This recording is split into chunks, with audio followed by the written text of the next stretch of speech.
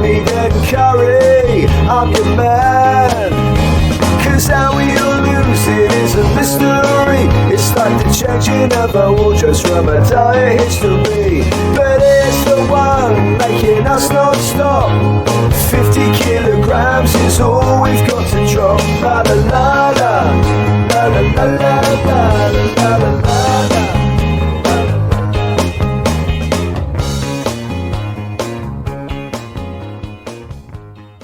Ladies and gentlemen, welcome to the 50 kg Drop podcast that presents the 0% Drop podcast with Sam James.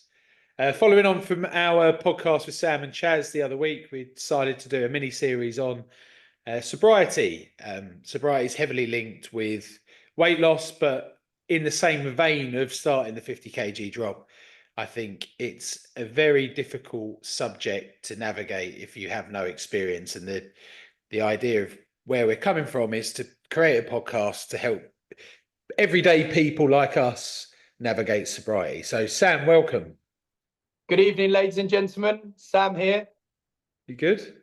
Yes, well, thank you. Great to see you. And yeah, great to be back on the pod with a mini series following the success of our recent episode. Yeah, and Sam, there was a real drive from you to do this pod. Can you kind of go into that and what your experience? And everyone who didn't listen to the podcast before, Sam and Charlie were talking about their days sober. You're 700 days today, is it? Yeah, 2 years tomorrow. 2 years sober. 2 tomorrow. years. Okay, so yeah, what was the kind of desire from the first podcast to do this kind of spin-off series? Yeah, so obviously when we got talking on the pod, I feel the conversation was really good and very insightful for everyone. I suppose the main reason for wanting to do the spin-off series was that I feel there's a real shift at the moment in terms of the country, the world as a whole, looking at sobriety and the benefits of it. And I suppose it's for people who are maybe a grey area drinker, kind of in the middle lane, just to understand if they wanted a little break or if they're a bit done with boozing for a bit, that what other routes, options there are, and me and you can maybe discuss and explain and provide some people with some navigation on that. For the listeners, we talked about 2 years. Can you go into your kind of journey and talk about how you got to that place? And maybe the boozy years is where we want to start, right? Yeah, happy to start with that. Hope you've got time, Ian. We've got a little while to go through here. But no, yeah, I suppose just like any youngster in South London, it was seen as from maybe like around 15, 16, getting out the house with my friends, summer holidays. We'd be going to the parks, doing what they, I suppose, class as street ratting, getting your cans, getting your bottles of beer. I remember at first though with the beer thinking, obviously when you was younger, you're just drinking it. It didn't taste like, I thought, I'm never gonna like this taste. What was your first memories of that? Because I've always remember them little stubby bottles of Pilsner. My dad used to have them. They were like cheap. Yeah. For probably Aldi. They were like, it was like a French name or something, wasn't they? The little ones. And I remember having them warm. I never ever had them cold. Yeah, same here. They were in the garage, and I remember nicking one, thinking, "Oh, like I was always like 6'4", so I could actually buy booze at like 14, I think." But I always remember trying to nick them off my dad. Or they were the beers that he wanted to give me, and it must just be a price thing. Like he knew that we were nicking them. Yeah, I don't know how, thinking about this at the time, thinking like you're drinking a sip and it's proper rancid, it's rough, and you're thinking how many of these sips is going to get me pissed or what I think will be drunk, but I'm doing it, and it's, you know. Was it? Did you graduate onto like WKD, Smirnoff Ices? Yeah, I was going to say, when you mentioned about the little ones, actually, one of my memories was when I was about 16, I think it was. We got the sign off from our parents, me and 3 of our mates, to go on a camping weekend to Littlehampton. And from early on, I realized I could down drinks quickly. So we managed to secure some booze for the weekend, went to Littlehampton, and I was in the tent with my mates, and I downed about four cans of Strongbow. And I remember I like downed them proper quick, and I like, burped in between downed them, and then it was warm and the cider. And honestly, since that point, I remember being like, it caught up with me like an hour or so later, and since that point, I was put off cider for good. For good. I mean, like later on in my years, I maybe switch to like a Koppenberger recording. I like the fruity taste. I've got a sweet tooth, but yeah, the original cider, if it's pear cider or whatever, that was me done with Strongbow from that point. Yeah, I remember there was a period of time where I think I was blackout drunk like that for 3 years, maybe. I think. And mine's tequila that comes to mind. It might be, yeah, it was definitely tequila. There was like I remember being at home and I heard some sort of like Latino music coming from the house over the back. And me and my mate went round there and just knocked on the door, like, can we come in? And we drank all of this like strange unlabeled tequila. And there was an alleyway leading to my house from this house. And again, I'm massive, 6'4". My mate was 5 foot, probably shorter than that at the time as well. And he had to How just old are you at leave this me. point? About 16, maybe, I reckon. Right, And you've been groomed. yeah, no, my mate was my age as well. I went to school with him, but I remember like throwing up so much down the alleyway that I had to just lay on the floor, and in true like good mate standard, he just nicked the keys out, let himself in my house and left me there. I woke up like 3 hours later with the whole thing in. Did you have to see those neighbours again after that? 'Cause it's one of Do you them know that what? you. For weeks I thought I must have dreamt it because I was so pissed that I can't quite like. I remember being in the house. I remember it being really hot, and then I remember leaving, and I remember not being able to walk, and then I was kind of just like, that can't have been real. Like, What I think is what's funny is like surely it'll be like I don't know, just say the following week is the Tuesday or something. You walk off to school, like you walk off in to school at like 8 in the morning or whatever, and they're going off to work and they clock you and they put their eyes at that and they see you in uniform or something. They must be like, wait, was that the guy that was drinking the that tequila? bloke you said he's an insurance broker, 16. Must be an inset day. Yeah, I suppose that was when I was like when I was 16, and then maybe when I was 17, we went on first lads holiday. We actually had the I went in the estate agents, sorry, not the estate agents, the travel agents in Bromley, to the old Thomas Cook, like with the boys all shuffling, all nervous. Had to get a sign-off letter from the parents because I was under 18 to say that I wanted to book onto the Club 20s or 1830 holiday or whatever it was to Zante with three of my mates. And I got the permission slip. Had to talk my mum and dad into it, but yeah, they signed me off. He can go. So we booked through them. One of those you do the package holidays with the travel, the flight, and the you get the transfer the other side, but you got your rep over there telling you about how it's going to be the best night of your life and that the phone party. I remember that when was the way, and I think it was something like over there. It was I want to say it was a black spirit in a bottle. I can't remember what the name of it was, but yeah, I drank some shots of it, and then it was like it had I remember it being like a skull and crossbones logo on the front, and it was so strong. Absinthe, maybe it might have been absinthe. Yeah, and well, then absinthe they had some ropey things in these shops. Like you see the off license, and I think, how are they selling that? But you took it back to the hotel and did some shots. But yeah, when it repeats on you later in the night and you're being sick and it's that black color, you think, oh, what am I actually done to myself? I did, well, I think it was 6 months in Zante, but doing hotel entertainment. So were you in, is it Laguna? Yeah, we stayed in Laganas, but I remember we got done by the travel agent lady. I think some lady sitting with a scarf thing down in the Bromley one tells you it's like great place, great location. And we got there and it was like other end of the strip. So every night, obviously was only 17, had some spending money, but not loads. So every night was like, right, well, we're just gonna walk from. So you had to walk from one end to get into the centre, and you had like, I think it was like Cherry Bay, and that was on the end. Yeah, it was. Yeah, but then we were Zeros. Was it Zeros there? Yeah. We was completely the other end. So it was like we'd go there, you do your bar crawl down, see the same old people, then get to Cherry Bay. But then that was like the end of the night thing with the cheesy music. They had the jet ski thing outside. And then you have to walk all the way back down the other end at the end of the night. So I'm thinking maybe that did sober us up a little bit. But yeah, if you'd have probably had if it was Sunset Suspicious Parents It would have been like, the episode would have been like 8 hours long for us walking like this, getting home. So that was like, so basically the early years were just kind of, did you have a weekend off the booze back then? Yeah, I definitely did, but I feel like, that's a long time ago now, but I feel like things roll into one, especially maybe in year 13 or the second year of sixth form. From the start, I'm born in September. From the start, following my birthday, I feel like there's however many people in your year, plus if you've got friends at different secondary schools, different sixth forms, the amount of different 18th parties that you go to, that then was like weekend after weekend after weekend. And I don't remember clearly that it was like that, but there was definitely a lot of 18th birthdays spread throughout the year. So you was going either old enough to be served, so you're going to the pub, or another weekend you got someone's birthday and you was going party to party to party.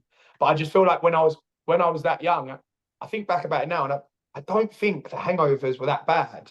Like, because I don't remember my parents being like, "Oh, you were so hungover," or anything like that. Like, I still probably would be able to get on with the weekend. Yeah, you just kind of bounce back, didn't you? Like, Yeah, yeah, it was big time. I, I think well, I must have been good at hiding some of it from my parents, because otherwise they must have been like, "What is going on?" Like, yeah, I know or they're obviously just they would like, like a drink, but surely they must be thinking like these kids are like going out and just getting mashed up. I always remember my brother used to, because he was older, he used to pre-drink to go Tiger Tiger on a Thursday in Croydon. Yeah, And yeah, they'd do, him and his mate Remy would do a bottle of cheap bottles of wine before those they'd go wolves have out. seen some stories, haven't they? In there, God, Yeah, they can talk. they used to pre-drink while playing on a round of PC because we didn't have like a console or anything. What, Football Manager? Yeah, probably. And then they'd get absolutely blind drunk and stumble out and go to Croydon. I remember getting to like, I think it was probably 21, 22, and I couldn't remember the last time I hadn't had a drink. And even back then, it was probably, no, but I definitely had days off. I wasn't drinking Monday through to like Wednesday, maybe, but I was drinking a lot back then. It was every weekend without fail, Thursday, Friday, Saturday, maybe Sunday. And I can't, I remember my first proper job. I was doing an EPOS engineer, doing tills and stuff. And I used Oh, to go to the okay. pub after work every day back in that world.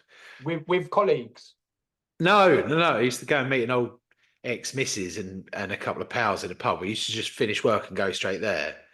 And yeah, I remember getting to like 21, 22 and just going, because I tried to lose some weight at that point, and I was just like, I cannot remember the last time I had a booze-free weekend, which is mad, Yeah, isn't it? I think when you're younger like that, it's easily the same thing to do. And when you're that age, there's people that have done, like I said, different sixth forms, going off to university. So you're seeing different groups of friends, and then it's just a natural thing to do after work.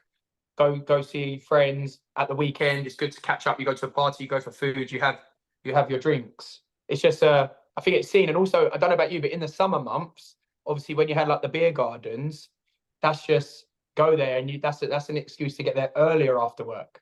Yeah, beer gardens were great.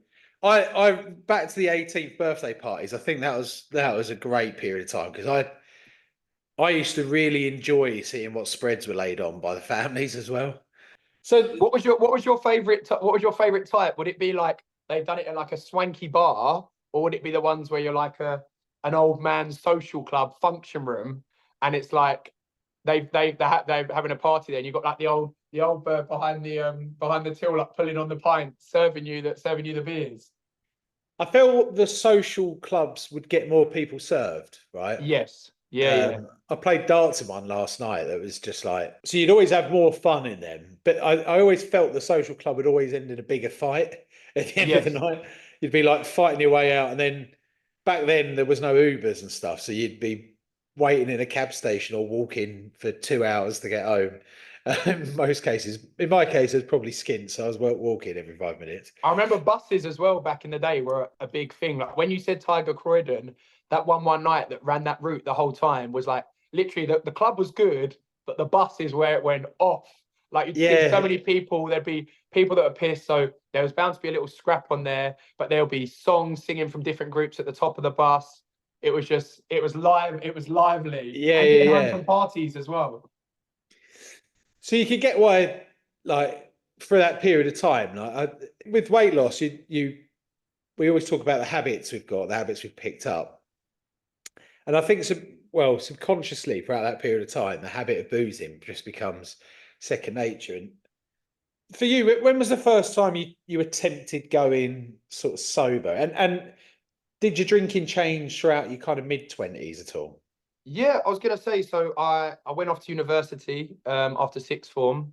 That was just like that was a continuation, if not an increase. Like I'd had when I was 17, 18, had a part-time job and there was a big drinking culture. I was a partner actually at Waitrose, so quite posh. Yeah, I love But that. I can talk about it, don't worry. Yeah, what aisle were you in? Fruit and veg I started on. Oh, very nice. Yeah. So I'm pretty hot on all the fruit and vegetables that a shop like Waitrose can sell to the consumers. But yeah, there was a big drinking culture. It was actually great at Waitrose because everybody they employed of not management level, but anyone below that, so like the partners, would be of a similar age. So from when I joined at like 17 up until 18, there would be everybody at that age. I mean, there was like a huge group of you. So there was like all my mates, we all like playing football. They had a Waitrose football team, and then we like having beers afterwards. But yeah, Thursday night, Tiger Croydon, guaranteed there's like 20 or 30 Waitrose partners going there on a All Thursday in a night. uniform. Yeah, I think The we butcher got stuck changed out on the in dance change rooms floor. and headed straight to the 119 bus stop. But yeah, that was a drinking culture. It was really good fun. Everyone was up for a laugh and going out. And then when I went to university, I suppose that just continued through that. You know what it's like when you go somewhere. I suppose everyone's a little bit nervous, new surroundings, so everyone has a drink together. You're in your halls of residence, so you chill with your people in your flat. You get to know them, and you have a few drinks together, and then you join sports teams. You go on their socials. You have initiations, and the big thing is drinking culture. You're going out. You're getting spangled on a night out, and then trying to attend like a 9 a.m. lecture the next day. So the drinking continued through them years for sure. I didn't have that. I didn't go to uni. Drinking when you don't go to uni is a lot darker, I think. It's like you guys are obviously socialising with people your age. So 18, you get the 18th birthday parties. You then get everyone going to uni. And everyone who's left behind then goes straight into work. So you end up drinking with like 40-year-olds, 50-year-olds. Yeah. And for me at the time, quick. I was drinking with the colleagues that I had in Subway, right? So Yeah. 40 or 50-year-old, like an Indian guy that just used to drink whiskey all the time.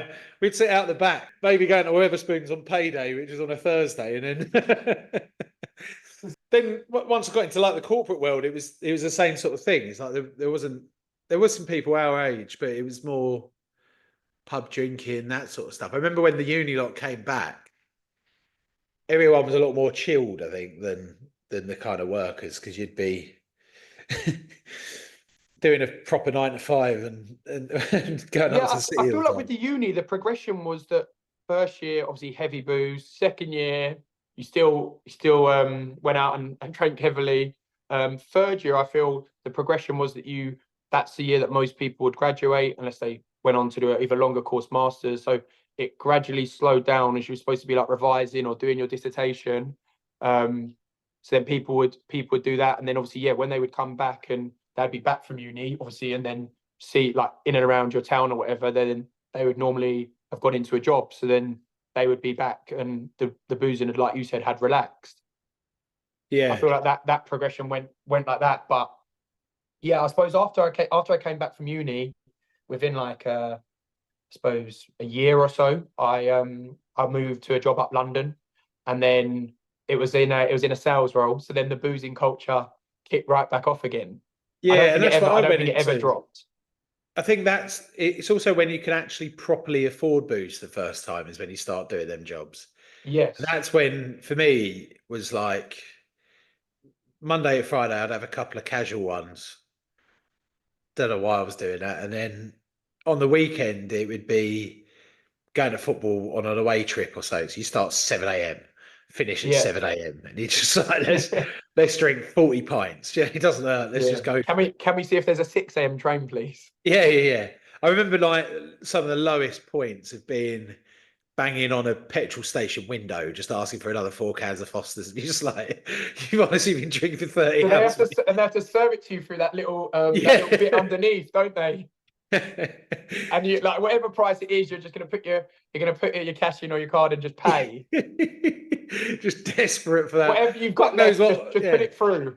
that type of boozing, because I think in the younger years where you're out because you're working, but you're not really out because you're not really buying rounds, drinks, everything like the better people in the company were doing that. The company were paying for that, and then once you start earning your own money and you walk into that bar flashing the cash, thinking you're the dog's doodles, that's when boozing got way out of hand. It was just, I think we successfully got kicked out of 7 pubs in 2 weeks, like totally barred just from getting so. But then like you said, you're when you're in that corporate world, you're buying your pints or buying your drink in like a nice swanky bar. You've come a long way from nicking your dad's little stubbies, haven't you? Yeah, lukewarm, horrible beers. So working life, you were working uptown. How long were you up there for? Yeah, I think I was up there for around about 5 years. But yeah, it was a sales company. So we would have a big sales team in the office. And then I worked my way up through a couple of jobs there so that I would have a certain amount of members of the company. So just say 3 or 4 people in my team working underneath me.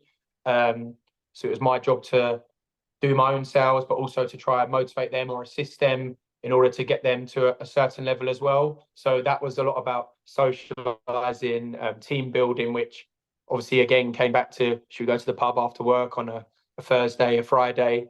And then you'd have external clients as well. So they would be coming to the company and they would be wanting me as a person to basically focus on them and get them a meeting where they could then increase their sales and increase their commission or their revenue. So they would be taking you out and they'd be taking to a pub or taking to a restaurant, and they must have had like a company card or something. So they would be buying the drinks as well. So a lot of the culture, obviously, yeah, you had to graft during the day, but as you know, with a sales role, it goes kind of hand in hand with boozing, and that's when the networking comes in play. You're out socializing in a pub. It's a lot more relaxed environment than sat in that boardroom or meeting room, and you actually can get to know someone a bit better. Yeah, I still do work in recruitment. I remember the early years is really that pub environment after work where you'd go out with your boss and maybe the older kind of generation that were working for 1 or 2 at the start. But I did feel as if you learn a lot in the pubs. You learn a lot listening to them when their guard's down and they're not trying to kill you for stats and activity and that sort of stuff. So Yeah, I saw huge benefit from that. When I was then in management, I felt that to really get the guys bought in, getting them into a pub, to have that relaxed environment. So in the recruitment world, you're working like 10, 12-hour days. So having a place to switch off and talk is a good thing in my mind. And also from a management point of view, I could find out kind of where I'd gone wrong really throughout the week and what pissed people off, which yeah, then allowed me to kind of change and mold myself throughout the kind of weeks and months. So I saw huge benefits to that. And I think there's a new generation coming through that really don't want to go anywhere near pubs with their bosses and this sort of stuff. And I find that from someone who's now trying to spend a lot of his years sober, I see that as a good thing, but I also see that as potentially companies just becoming shells for people to just work and not really get to know people and do that. Maybe I might be wrong, but I just think when you're working, you're working, right? yeah. I feel like what you're saying. I feel like there must be like I definitely saw the benefit of that as well, because out there socializing. That was where I could find a nice balance from, like you said, when you're in the office or when you're on the phones, when you're having to hit KPIs. It's in a very intense environment, and it's quite cutthroat when you're, people are working off the back of thinking how secure is their job, trying to hit targets. Whereas when you go to the pub, like, all that's kind of left behind. So I definitely saw the benefit of that. And obviously, yeah, I was out socializing, drinking with my friends. It was great years. So I think, what are the companies doing now to replace that kind of period? What are they using instead if they're not doing that? I've seen a big surge in like fitness-based activities, like run clubs, that sort of stuff. But if I think back to me at that time, the last thing I wanted to do was run. Like, I Yeah, wanted to be out in pubs, and I do get that alcohol comes with some negative connotations with how it makes people behave and act and that sort of stuff. And maybe as an employer, you probably don't want to put any manager in a provocative situation, or any employee in yeah. that situation. HR nightmare. Yeah, which I totally get. But I also sit there thinking, like, personally, I learned so much more from the pubs because it gave me an opportunity to see the real side of the people I was working for, or ask them the questions that they wouldn't answer in the office. Right, you'd see a different side to them. Yeah. And yeah, I've been interested, like the kind of team activity type nights seem to be really good at the moment as well. So Yeah, what are people doing with that at the moment? I mean, when I was working in like corporate job uptown, it was kind of like towards the end of my time in that role, it was kind of like people are moving towards, like the new places that have kicked off. So like the likes of, I suppose in recent years, it was like Flight Club.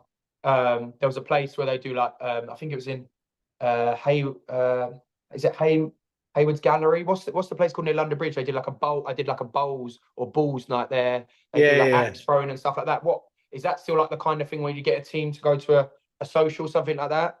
yeah. But I think that is still involving alcohol, but Mm, where there's an activity, it's not just boozing, so yeah, people can feel that. And I'm a bit conflicted with this because now I spend a lot of time sober. The thought of going out to a work event is a bit like, ugh. yeah, But then again, the thought of doing one of them activities without booze is a bit like, ugh. Do you yeah, know what I yeah. mean? So I know what you're saying. yeah, and maybe if there was like a run club or something, or joint exercise classes and this sort of stuff, maybe I'll get into it. But as a bigger person, that's the last thing I want to do, is kind of sweat with colleagues. It's like, it's not. Yeah, I see what you're saying. I kind of get, I suppose, when you mention the run club, what they're trying to do is that they're obviously just going to keep that at a very steady pace. And when you're out there, they're not going to have headphones or whatever, so they can socialize with the other people in their team and just say, I don't know, you're on a road, so you're on a pavement of a road. So I don't say there's like 15 of you. You can't all be alongside each other. So people would slip back and they'll be in twos with like someone maybe that they haven't got to know that well. So then they get to know that person better, and they're spending, I don't know, the next 5 minutes jogging down that road, just talking about stuff outside of work and getting to know someone on a deeper level. So I definitely see how that is relatable as an option, alternative to the pub. Yeah, it's a fascinating topic, this, because I'm not in people management anymore, but I spent a lot of time thinking about how to motivate people. And I did think that we alienated people that didn't want to drink, but the culture back then was like, "What do you mean you don't drink?" Do you know what I Yeah, mean? yeah, Like, whereas now, where it's a lot more acceptable for people to not drink, with the kind of newer generations coming through, but also religious purposes and that sort of stuff, I always felt it was awkward when we were buying a bottle of champagne for someone when they achieved something and they're like, "Well, totally against booze," and you're just like, yeah, yeah. What's crazy as well is that now I am sober, is that back in the day when I used to be drinking uptown, if someone was on my team or whatever, or someone else, and they were like, "Oh, he doesn't drink," like you say that quietly to your mate, I think it's a bit of like a weird, like a bit of anomaly, a bit of a taboo that he doesn't drink, and now I'm that guy. yeah. But when I say I go sober, I think the natural reaction from everyone goes, "He must have a dark past." Do you know what I mean? Yeah, yeah, that's And that's what you immediately think. Oh wow. yeah, and I find that even to this day, like, strange, where they go, "So do you want to go for a beer or something?" And I go, "No, no, I've come out for a 0% or something," and they immediately think I was on heroin. Like, Yeah. So the other ones that I find really difficult is clients. Yeah. I think nowadays they're quite accepting the fact that you don't want to drink. But I do have clients that were like, the way I do business is in a pub. So Mm. if you want my business, you'll come to the pub, we'll drink 5 pints, and by the end of it, you might get some business from me. And it's just like, okay. Yeah. Yeah. Yeah. So basically saying if you don't drink, you're not having the business. And also, if you sit there drinking zeros, it's like, for me, it feels like I'm taking advantage of them. Yeah. It's like, here's the truth syrup. Come and work for me. And the last three security digits on your card, please. Yeah, yeah. Do you know what I mean? That's what goes through my head. But I find the whole thing quite fascinating. So I signed up to 1 year no beer. So I turned up. The first time I stopped, I turned up to boxing, and they asked me to hit the bag for, I think it was like 5 rounds of 2 minutes Yeah. as a basic fitness test to see if I could then do the training to fight at the end of this 12-week camp for a Yeah. charity. At the time, I was smoking probably 30 a day, I reckon, Yeah. of Benson and Hedges Gold. Fantastic cigarette. I got to the end of round 2 and I was about to black out, and somehow I got to the end of it. And I walked down the stairs of that gym when they went training's on Tuesday next week, and I never touched a cigarette again. And I went That was straight. it. Yeah, I just went, no, I'm not doing that. And I also went, good chance I could die here if I'm that defenseless. So I'm going to stop boozing. I'm going to get my nut down. So I did 3 months sober then, and I shifted a load of weight, and that really made me realize what habits I was in. I was in like it just completely consumed by booze. I remember not seeing anyone for 3 months. It was little things like birthdays where people are like, "Are you not going to have my drink on my birthday?" And you're Yeah. just like, Yeah. "No, I'm not." And for me, boxing was a lovely excuse because people went, "Oh, actually, there's a good chance he could get really hurt here, so maybe being sober is the right thing to do." But then I kind of fell in love with being sober, and I was like, I'm far more efficient. Monday, like for me, my work patterns were like I was efficient, really efficient between like Wednesday and Thursday. Monday and Tuesday was just a real struggle, and Yeah. Friday I was probably like hungover from Thursday, but still a bit pissed. So I was actually quite good, I Yeah. think, in my head, and I felt as if there was like this. Actually, I could be really good at everything if I just stayed sober. And then I felt that it was like a huge strain on the people around me because at the time I was a very social person. So I remember just going to the cinema every weekend with my missus, and she was like, "We can't go back to cinema," because that's all I knew there was. Like there was like, I'll tell you what, pick a mix yeah, at the cinema was elite though. I love yeah, that. banger. But yeah, I went back to like a 14-year-old boy thinking this is all there is, and going out on nights out, I did a couple of like meeting up with mates. I'd go and end up in nightclubs, 2 o'clock in the morning, still drinking water, just going, what? I can't actually hear anything. I find this so interesting because what's strange is that I obviously did boxing training as well, like a 12-week camp for a fight. And I remember that I did that sober too. But in my head, I didn't process that anything was better sober or like how I was working or anything like that. I think it was because I was training like 5 times a week or whatever it was, weeknights, getting back into Bromley South. I think it's traveling from Putney or whatever, getting back in at like 11 of a weeknight or 10 of a weeknight, then training Saturday morning as well. I think it was just the focus on that. I just thought, right, I'm not drinking. I was obviously watching what I was eating, but I didn't really clock on to the benefits of the sobriety at the time. Obviously, I was extremely fit, and it's very, very good discipline from the training it was showing you and how intense it was. And I was in great shape, but in my head, I hadn't clocked the sobriety. I was just thinking, right, once the fight's done, it's going to be once fight night's done and my fight's done, we're gonna have beers. Yeah, I did 3, maybe 4 months sober, battered the bloke in 30 seconds, and went straight on the piss. And the adrenaline kept me up for 2 days or something nuts. So I was just absolutely battered for the whole time. But I remember looking the best I've ever looked. Like I was in good nick, fit. Like I'd And you knocked just knock, and cigarettes you in just the knocked head. some guy out as well in front of everyone. Yeah, I felt amazing. Do you know what I mean? Yeah. And then I remember going back to a routine where I turned up to work feeling a bit dusty and stuff, and I just fell straight back into the same habit. So then I decided I went boxing's the only way I can keep on a straight and narrow. So I kept going back to boxing, and actually I learned that sobriety is actually a really good thing to get yourself on a straight and narrow. But now I'm in a weird situation where I know it wasn't boxing. Boxing led to me to eat perfect, be sober, and train every day, which is probably too much at one time. Yeah. And I I now do sober periods, but I'm not losing weight. And it's Okay. like, oh, it can't just be booze. Do you know what I mean? It's got to be something else. And I over accommodate when I'm not drinking. Well, I'm not getting pissed, so my treat is something else. Do you know what I mean? Yeah, Maybe like a chocolate or bar or maybe the something. sugar in the alcohol that you've had. Like I definitely had it. Is that I have mad sugar cravings. Like I've always had a sweet tooth. I love a dessert, but I have mad sugar cravings now where I think like, I'm not getting pissed. So yeah, let's have a nice bit of chocolate or love a sweet, love a Yeah, jelly yeah, sweet. yeah. I banged the whisper on the way back home from work today. So for me, I've had this like weird relationship, and I now spend, in my mind, a lot of the year sober.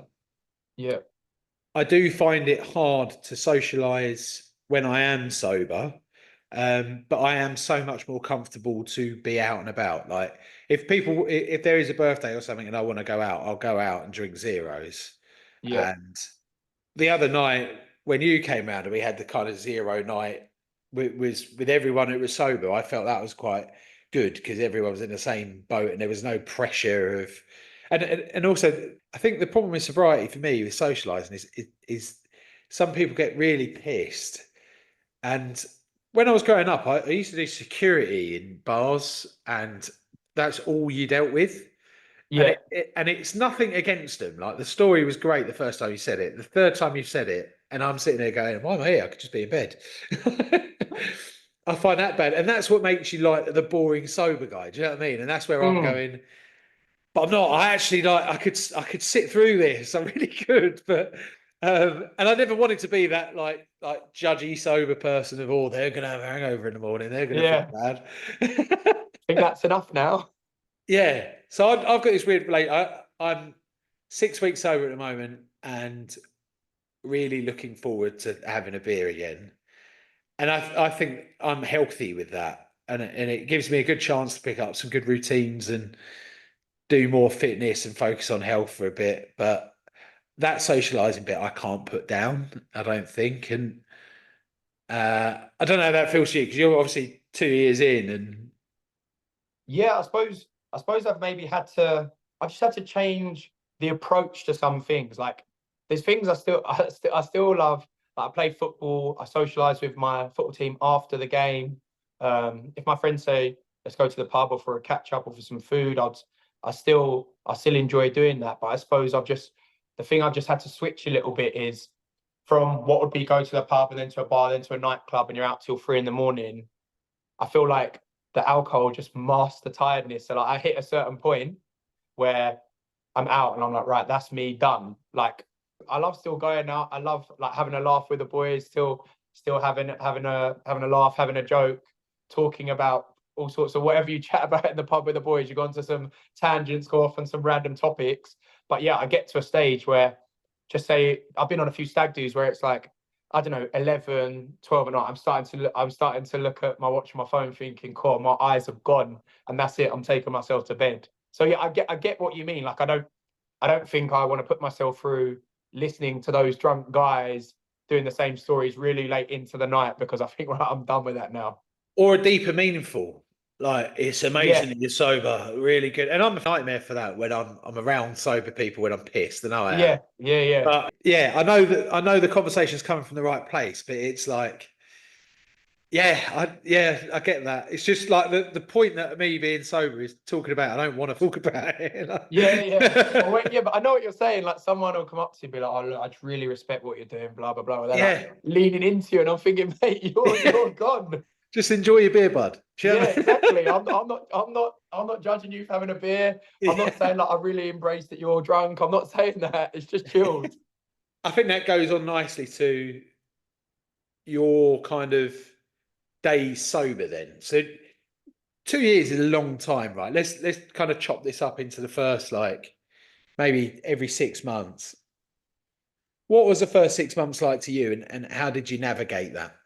Yeah, so obviously from when I realized I needed to make and wanted to make a change, I firstly started, I remember on when I thought, right, I'm not drinking. The first few days, obviously that was fine. I wasn't going to be drinking because I was so hungover that I didn't want to drink again. So that's fine. That's how that started. And then I suppose some days into it, I downloaded a couple of apps, a sobriety clock. So that, and then I put in from the Sunday, from that's when it started. So that was ticking along nicely in the background. And then I suppose it was, I hadn't, in my head, I said to people, I didn't say I'm not drinking again. I said I'm going to have a break from boozing. So I just said, right, I'm going to try doing 6 months. At the time, I'll be honest, that sounded, I thought I wasn't going to do it. I thought that's out of the question for me to think that I'm going to do 6 months based on the fact that I was going out every Friday, Saturday, like pub with my mates, going out, going around my friends' houses, enjoying a drink, chatting, chilling, doing whatever with my friends. So that was I didn't think that was gonna actually see through to the 6 months. In the first period, it was obviously a different from the norm. So obviously my friends are still like, why are you not drinking? And then it was I explained to them I'm gonna try having a break from it. But they're like, oh, go on, just just have one, or you sure you don't want to drink? Do you know what I mean? So there was that at first, and I'm trying to remember in the early times, I still think that I would try to go out and do the same things that I was doing. I suppose being a little bit more picky with knowing that I wasn't going to be boozing and trying to avoid booze. Obviously, you know in your head if you're going with a certain friend or you're going to a certain event or you're going somewhere where it's going to be heavy booze. So I think I was probably trying to minimize the chances of doing them sort of things in order for me to reach my goal and maintain on the straight. Yeah, and where did you channel the kind of, like, for me, I had boxing, Yeah, and then I've tried like running, and I was always trying to channel that kind of extra energy somewhere. yeah. I Did you have a suppose plan for that? I used to still train in the gym. This is when I was working uptown. Since then, I would train a certain amount of days a week, but I never really had complete consistency with that. So I suppose when I stopped the drinking, I kind of channeled that into I'm going to try exercising more regularly. I kind of realized from when I was exercising that kind of like it was a bit like that gave me a high, like boozing, socializing, being out. The exercising would give me a kind of natural high. Since I've looked into it more, I know like endorphins and stuff like that. But I thought if I can do that, then I still get like a boost, but it's kind of something that your body will be thankful for rather than doing something that kind of like depletes what your body's trying to do with the boozing. So yeah, I suppose I got a lot more stricter with my training schedule, training regime, and I thought I'm going to try being more consistent with that. So my thing is I go to the gym or I go running of a morning, and then the consistency I think has been helped by the not boozing. And I feel like maybe I have an addictive personality. It could be seen in some ways. So from it was drinking all the time, kind of focus that to right. I'm then going to be gymming all the time. Yeah. So, They're trying to shift that over. and in them first 6 months, was there periods where you were breaking, like close to breaking, or? No, I would say that one thing that's come along massively is the 0% market.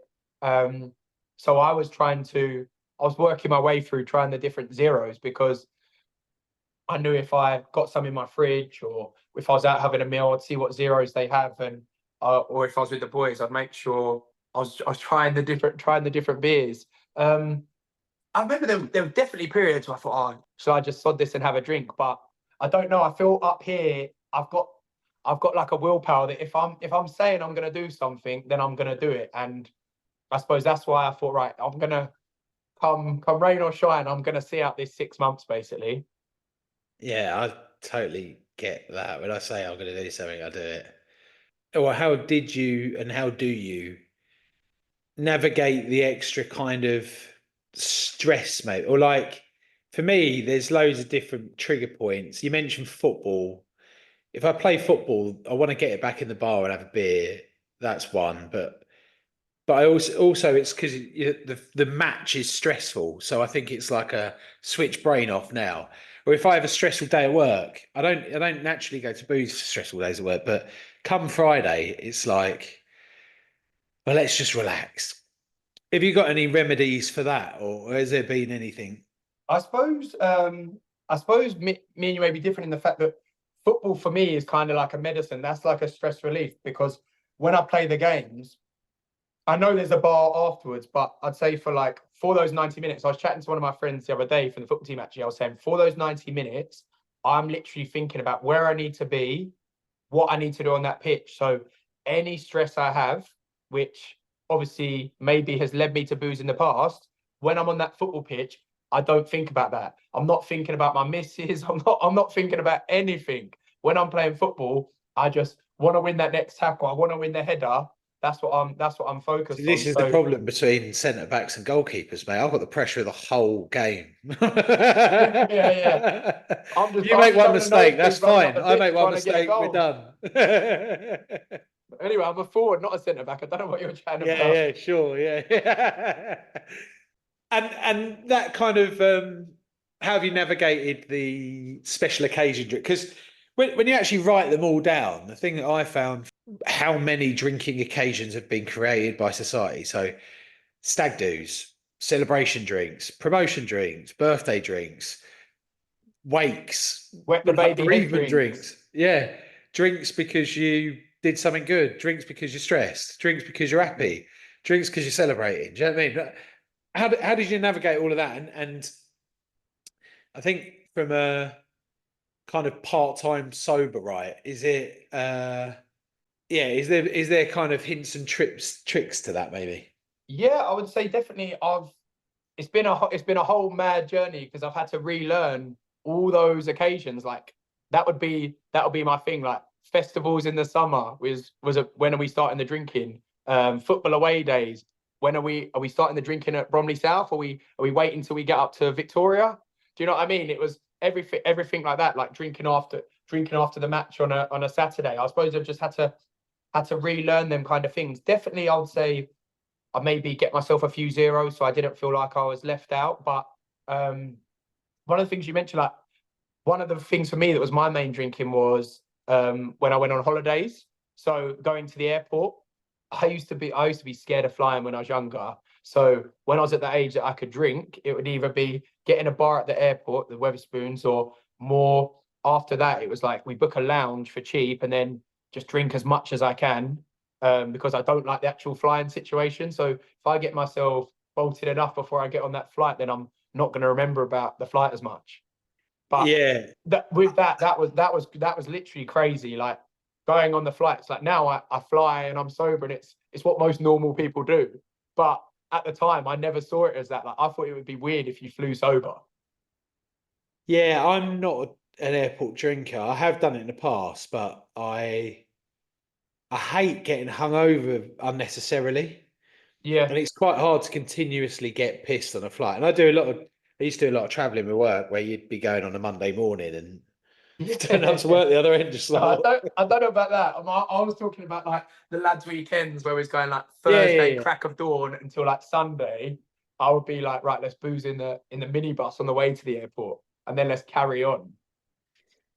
How do you think you would navigate life? Because I know you've got a long-term partner, but how would you navigate single life sober? This is one thing that I think about a lot because again, married, going sober and thinking about this isn't a worry for me really. But Mm.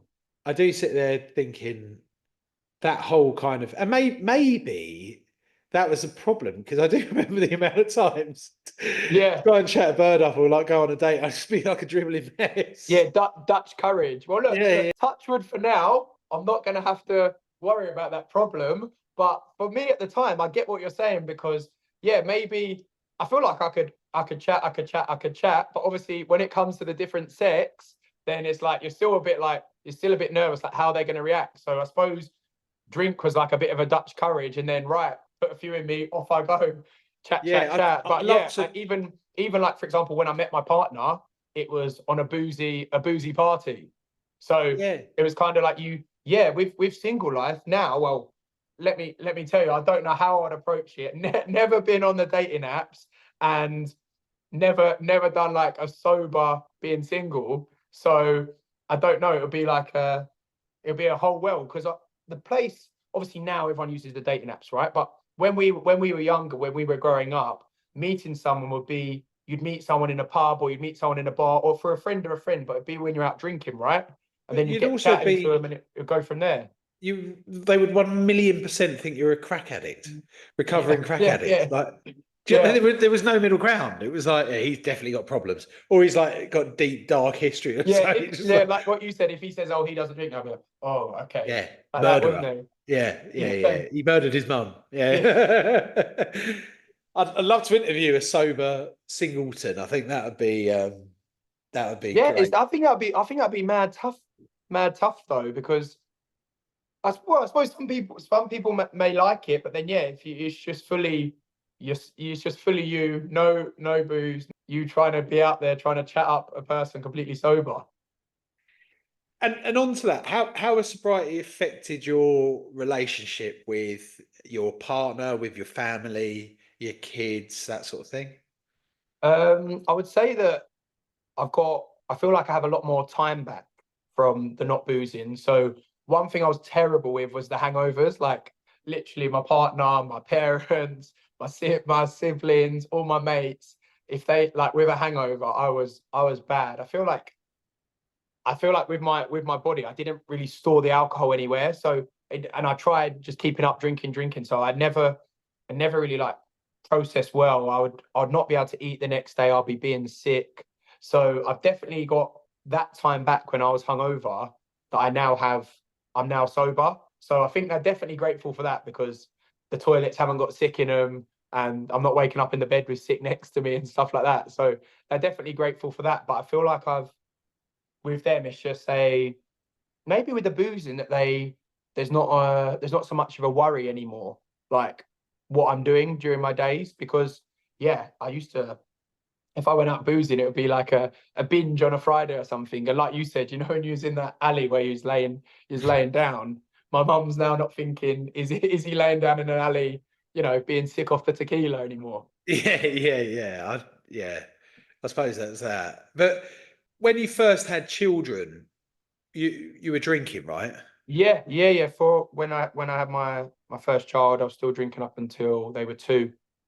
And what was the impact of having kids? I don't have kids, so what was the impact of having kids, and how did that kind of, you know? Yeah, I would say at the time I was drinking a lot, and then I'd say I carried on drinking a lot, because I think having a well, I was living in a studio flat, one bed flat, and then had a child, so it just increased the stress levels for me. Um, Obviously, amazing thing, most amazing thing to happen is having the child, but then obviously after that point, you then don't realize of all the stress it's going to bring. Obviously, they're only small, but you're losing sleep through the night, help with the feeds, the burping, stuff like that. And then obviously there's a lot more washing. There's loads of things that you've got to sort out in terms of there's increased money outgoing, stuff like that for paying for stuff. And then although they're only really small, the baggage that comes with them in terms of like travel cot, the pillows, everything like that. They have a lot of clothes that they go through in a day as well. It's not just like us where we wear one set of clothes. Like Well, they're unless being you wake up sick, in alleyways, yeah. they're being sick. They're soiling themselves on some clothes. So they're obviously going through a lot of changes. So there's all that as well. I'd say that maybe for me that the stress levels increased, but my way of processing that was I wasn't dealing with the stress. I would just go out and get pissed. So I'd say the drinking continued at the same pace, maybe even accelerated it a bit more. And do you find sober that you're navigating that much better? I definitely feel like it's allows me to process things, and so silly stuff like just say on a Sunday, if I'd had like a heavy Saturday drinking session in the morning, obviously kids aren't hungover, so on a Sunday morning, like I'm quite an energetic person, but a little child, when they wake up on a Sunday morning, they don't know that it's the Sunday morning, the day of rest. They're up, they're at it, they're bouncing off the walls in the front room, and then I'll just used to be there like, please just take the iPad. Do you know what I mean? Like, whereas now when I'm up in the morning, I don't have that headache or I'm not hungover, so I feel like I can maybe I'm a big kid myself, but I can kind of reflect that energy and I can bring that same thing to them. Yeah, that makes total sense. And like for me, if I'm sober, I tend to overload myself with new projects because there's like it's like switching your brain off that I get from booze. And when I'm not, I'm like, let's do 15. Do you think you tried doing too much? Like you've got too many thoughts where you think, right, I've Yeah, got to do all because of this. I think it gives me a chance to properly reflect on what's going on in my head anyway. And I'm always thinking about some next thing to do or next venture. So I tend to overload myself with volunteering to organise or Crazy doing, ideas like let's do a spin-off sobriety podcast. yeah, that sort of thing. Do you find that, or do you find that you're kind of finding new ways to entertain your time, maybe? Yeah, I would say that definitely the thoughts are you don't have a chance to switch off as much. But that's why like I said, I tried using the gym, exercise, running. I've tried using them things to de-stress and a time to chill out, not think about all these different thoughts, plans, projects in your head. Use that as a period of, I suppose it used to be going to the pub, but now doing something like that where you got some time away from, it's just me, music or a podcast, my headphones, time to not think of anything like that and just focus on doing a bit of movement or increasing your strength. So for the listeners, we're going to be doing the 0% drop episodes presented by the 50 kg drop. Just to say drop one more time, I'm going to say drop again. Drop the mic. We're going to be assessing 0% beers and drinks and giving our seal of approval and our stamp of the 0% drop rating. So That's big if you get the seal of approval from us. if you We're get the seal of connoisseurs approval out here. yeah, that's a zero hero. That's a 0% lovely drop. Yeah. So if there's any beer companies out there that do have a 0% beer you want us to stamp our approval or get the chance to stamp your approval, It could even be a cider as well. I don't mind going back to those Strongbow type days if it means I'll try a zero cider. I'm also going to be trying the 0% gins and stuff and go through the kind of top shelves as well. But yeah, we're going to be posting some stuff on the Instagram with our thing, and we'd love to get some guests on and hear their stories. I think sobriety is a fascinating subject.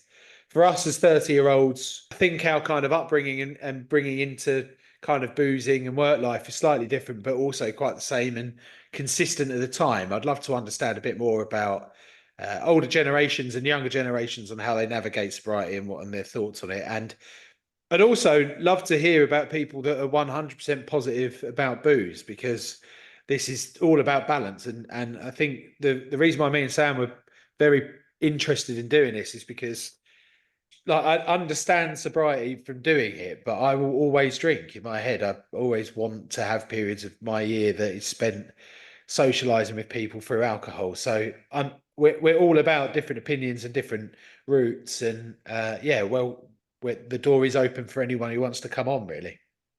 Yeah, I was going to say that I think it's a fantastic angle. The fact that one of us is on sobriety wholly, the other one sees the benefits and also had some time away from it as well. So I think it's basically, yeah, if you're anyone, get yourself on the podcast. Love to hear your thoughts on what you think, any changes you've noticed from not drinking or why you wouldn't go to sobriety. Then we're happy to chat, and I suppose it's a place where people can come, have a listen, engage with as much or as little as they want.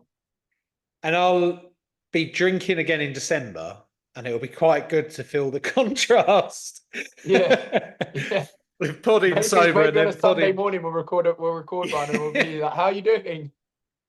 I'll record the first night out all the way through.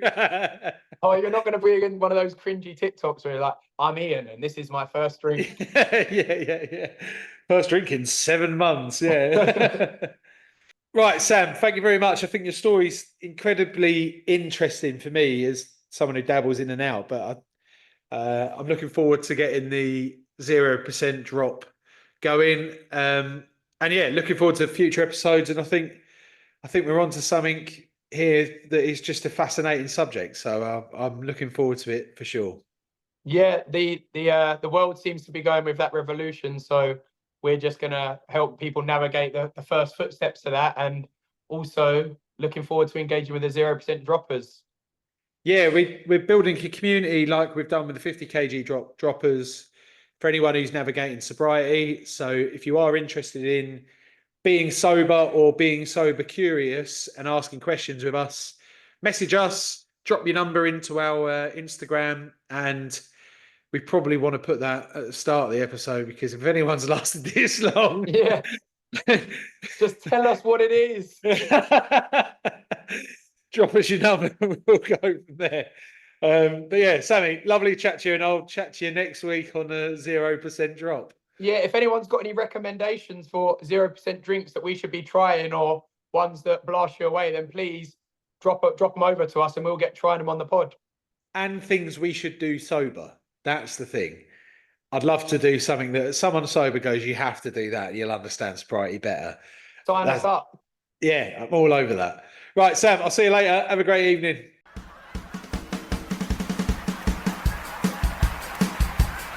We've got some diet plans, health scans, sugar bans, fitness fans, PTs, injuries, laying off the Chinese, ball games, gym chains, protein gains and skin tight tops, and we ain't gonna stop until we hit the 50k.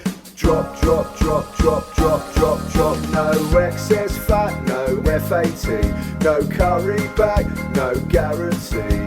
Rough or buff, lean on me. We'll end up as fit as a bear.